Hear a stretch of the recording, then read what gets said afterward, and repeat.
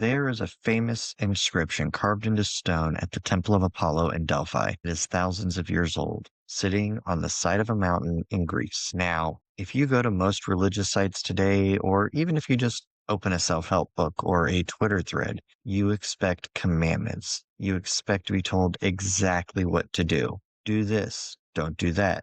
Vote for this person, buy this product, kneel here. But the most famous command at Delphi, the center of the ancient world, did not say, worship me. It didn't say, obey. It said, know thyself. It sounds simple, almost a cliche, but think about what it actually asks of you. It doesn't ask for compliance. It asks for work. For thousands of years, the ancient Greeks used their religion not just to appease the sky and avoid lightning bolts, but to understand humanity. They built a system of ethics, responsibility, and wisdom that acted as a compass in a chaotic world. And looking around at our world right now, I think our compass isn't just broken. I think we threw it overboard a long time ago. We are drowning in noise. Think about your average morning. You wake up, you probably reached for your phone before you even got out of bed. You were instantly flooded with the opinions of 500 strangers or more. You saw a war in a country you've never visited. You saw a cat video. You saw an ad for shoes you don't need. You saw your ex-girlfriend's vacation photos. We are scrolling through history, but we aren't learning from it. We have more communication tools than any civilization in the history of our species. We are virtually telepathic, basically, yet we feel more isolated than ever. We have all the data in the world at our fingertips, but we are starving for wisdom. Revving up ancient wisdom for your modern life. Welcome to the River Styx on a Motorboat podcast. Welcome to season 1 of the River Styx on a Motorboat. I'm your captain, Terry Stubbs. Why the title? Why are we on a boat? Think about the River Styx. In mythology, it's the boundary. It is the hard line that separates the living from the dead, the known from the unknown. In the old stories, Charon the ferryman pushed a wooden skiff across silent black water. It was slow. It was somber. But we don't live in a silent world. We live in a loud, fast, mechanical world. So we are taking a motorboat. Loud, messy, modern, into these sacred waters. This season, we are taking the ancient wisdom of the Olympian gods and the Delphic maxims, and we're seeing if they can survive a high-speed collision with the 21st century. We aren't here to LARP. We aren't here to wear bed sheets and pretend we're in Athens. We're not here to learn ancient Greek. We are here to talk about responsibility. We are here to talk about wisdom. And today we are starting with the blueprint. So welcome aboard. Whether you are new to the crew or you've been on the dock waiting, I'm so glad that you're here. Before we fire up the engine, I want to lay out the charts. If we're going to navigate these waters, we need to know where we are going. This season is structured differently than anything I've ever done before. This time, we have a map, we have a plan, we have a sextant. We are exploring the concept of responsibility and wisdom. The way we are going to do that is by pairing the old gods with the old rules. In almost every episode, we are going to look at one deity and one specific piece of advice, a Delphic maxim, to see how they fit into our modern lives. Here is a peek at the waters ahead. Next week, in episode 2, we aren't starting with a god. We are starting with a social contract. We are talking about exenia, hospitality. Now, hospitality sounds like Martha Stewart. It sounds like setting a nice table. But to the Greeks, exania was a matter of life and death. It was how you treated the stranger at your gate. In a world of internet trolls, stranger danger, and digital anonymity, do we still have a duty to be kind to people we don't know? Or is hospitality a dead art? In episode 3, we're going to go home. We're going to talk to Hestia, the goddess of the hearth, and we explore the famous maxim I already mentioned, know thyself.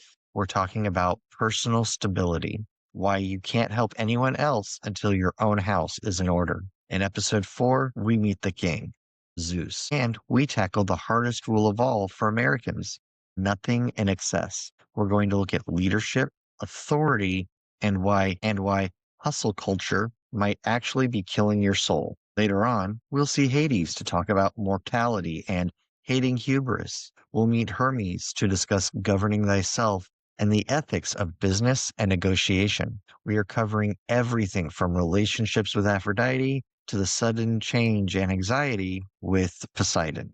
But today is episode 1. Today, we aren't looking at a specific god. We are looking at the system itself. We are talking about Hellenism. What is it? Why are we digging it up?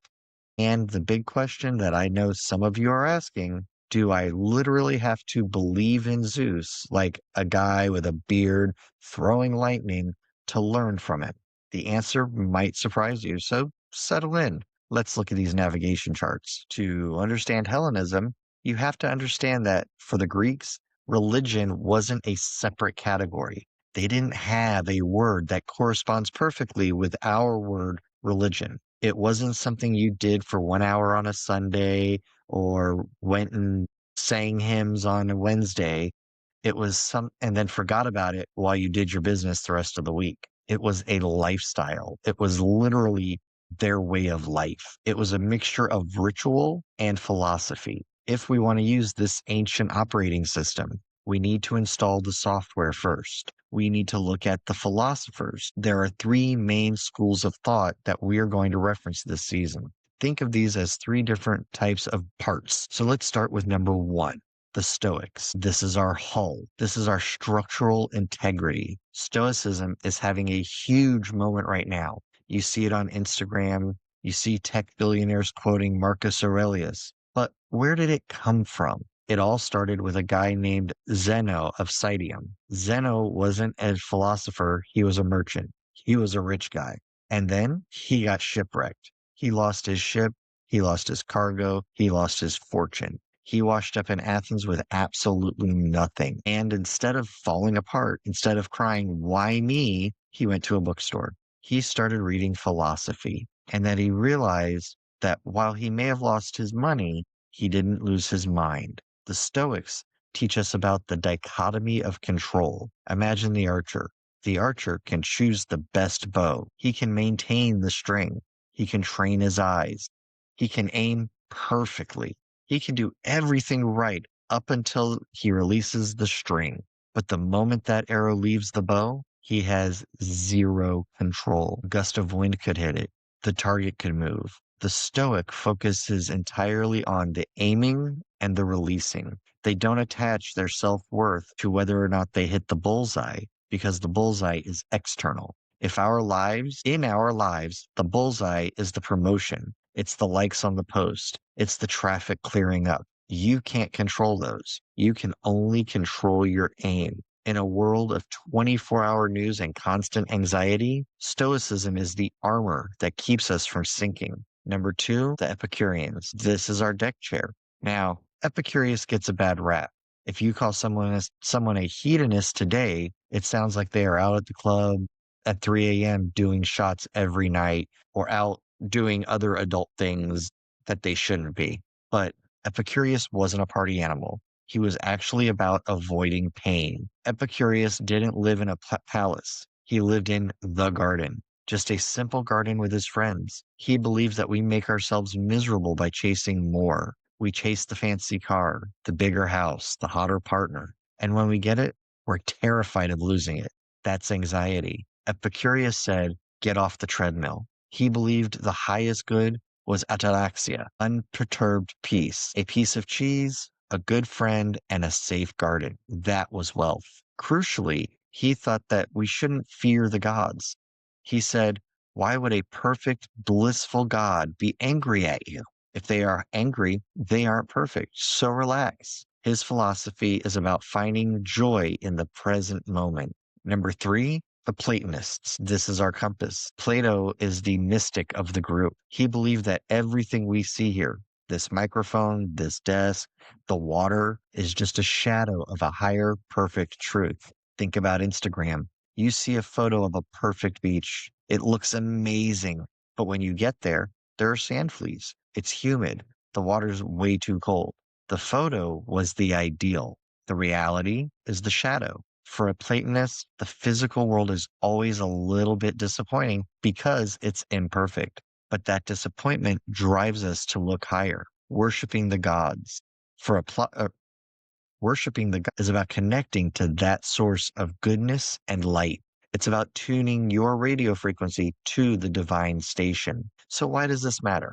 Because you don't have to pick just one. Hellenism allows you to use the tool you need for the water that you're in. Sometimes when life is hard and tragic, you need to be a stoic. You need to endure. Sometimes when you're burnt out, you need to be an Epicurean. You need to unplug and eat a good meal. And sometimes you need to be a Platonist. You need to go out, look up at the stars, and feel a sense of awe. So we have the philosophy. That's the head stuff. Now let's talk about the hand stuff. The religion. I want to address the elephant in the room. The gods. Terry, are you telling me to believe that there's a guy named Zeus sitting on a mountain right now?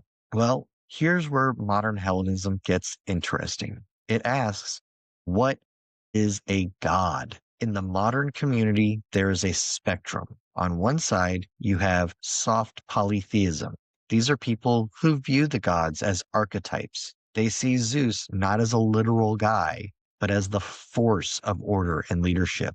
They see Aphrodite not as a woman in a shell, but as the force of attraction and desire that make the world go round. For these people, praying is a way of meditating on those forces within themselves. And on the other side of the spectrum, you have hard polytheism. These are people who say, no, the gods are real, distinct entities with their own agency. They are conscious, living forces of the universe that we can interact with. The beauty of this path, you don't have to sign a contract. You don't have to prove your faith to a bishop. Hellenism isn't about believing the right thing or orthodoxy. It's about doing the right thing or orthopraxy. It matters less what you believe in your private heart and more how you act in the public world. Think of it like gravity. You don't have to believe in gravity for it to work. You just have to respect the laws of physics. If you respect the laws, you don't fall off a cliff. If you respect the laws of nature, which the Greeks called the gods, you live a better life. So if it's all about action, what is the action? It is based on a concept called charis. Charis translates to grace, but really it means reciprocity. It's the idea that relationships with the gods, with people, with nature are a two-way street. Do this. I give so that you may give. Now, I know what cynics are saying, Terry, that sounds like a transaction. That sounds like bribery. You're just paying the gods for favors. Well, but is it? Let's look at how we treat relationships today. We treat the world transactionally, like a vending machine. We put $1 in. We expect a candy bar out. If I pray to God, I expect a new car. If I'm nice to a girl, I expect a date. If I work hard, I expect a promotion. And if the vending machine eats my dollar, if I don't get the reward, I kick the vending machine. I get angry. I become an atheist or bitter or angry. Charis is not a vending machine. Charis is a potluck dinner. Charis is a relationship with your neighbor. If I bake a pie for my neighbor, I don't demand they mow my lawn immediately. I don't stand on their porch waiting for payment. But I trust that by building that bond and investing in that relationship, eventually we're going to look out for each other. If I give to the community gives back. If I pour a libation or an offering of wine or water to the gods, I am opening up a channel of communication with them. I am saying, I am grateful for this life and I am sharing what I have. I am taking responsibility for my side of the relationship. I am acknowledging that I am not the center of the universe, but that I am part of a larger ecosystem. So we have right action, orthopraxy, and reciprocity, charis.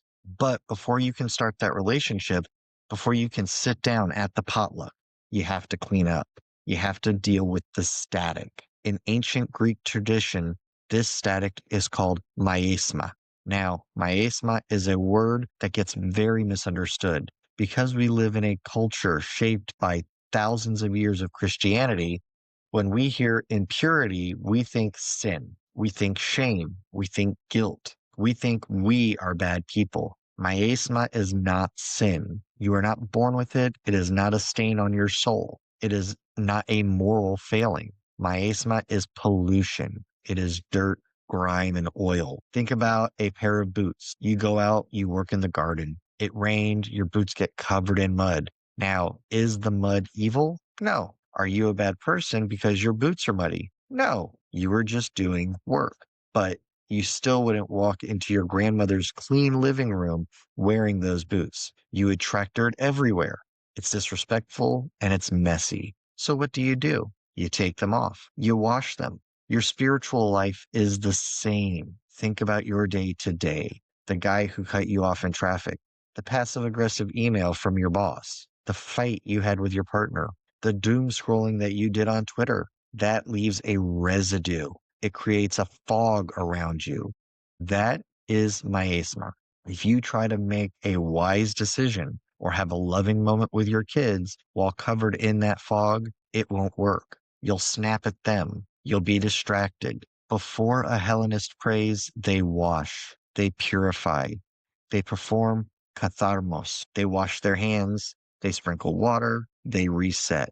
This brings us to the most important distinction I want to make today.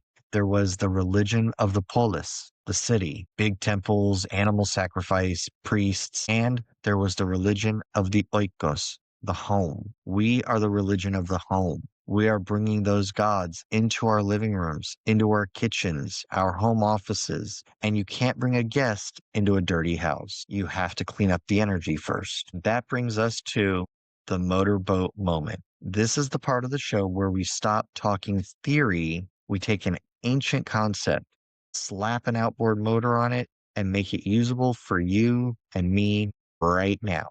Today, we are learning the reset button. We just talked about miasma, that spiritual dirt that we all carry. Most of us carry that home with us. We walk through that front door and we dump the miasma all over our families. We treat our home like a trash can for all of our stress. In ancient Greece, before you approached a temple, you washed your hands with kernips or sacred water. Here is the motorboat way. We're going to create a transition ritual. Here is your challenge between now and the next episode. I want you to try this every single day. When you get home from work or close your laptop for the day if you work at home, I want you to go to your sink, turn on the cold water. Before you put your hands in, just stand there for a moment. Listen to the sound of the water. Close your eyes for a few seconds. Take a deep breath. Acknowledge that the workday is done. Then put your hands under the water, but don't just go through the motions. Visualize. Visualize the stress, the emails, visualize the traffic and the arguments. Imagine all of that heavy, sticky energy is physically sitting on your skin like mud or black ink. Scrub it. Really scrub it. Then watch it turn into gray water as you rinse your hands and watch it swirl down the drain. Watch it disappear. It's gone. It's not on you anymore. Say to yourself, out loud is better, but in your head works as well. I am washing off the day. I am leaving the chaos here. Dry your hands. Take a deep breath. Now look in your mirror. You are home. You are clean. You have severed the cord to the outside world. You are ready to be present for your family or for yourself. That is katharmos. That is Hellenism. It's not magic.